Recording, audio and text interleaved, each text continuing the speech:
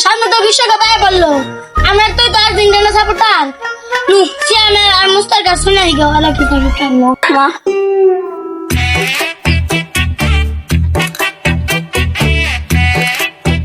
বন্ধু আমরা বিশ্বকাপ বুঝত না আমরা তো দুজন আর্জেন্টিনা সাপোর্টার তারা দুজন কি সাপোর্টার ব্রাজিল বারংবার সাপোর্ট করে না আর ব্রাজিল দ্বারা আমরা সাপোর্ট করি না বুঝো না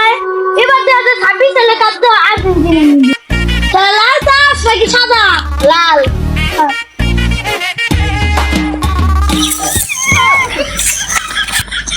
আমরা লাল পাইছি তারা গোল কি ছাড়া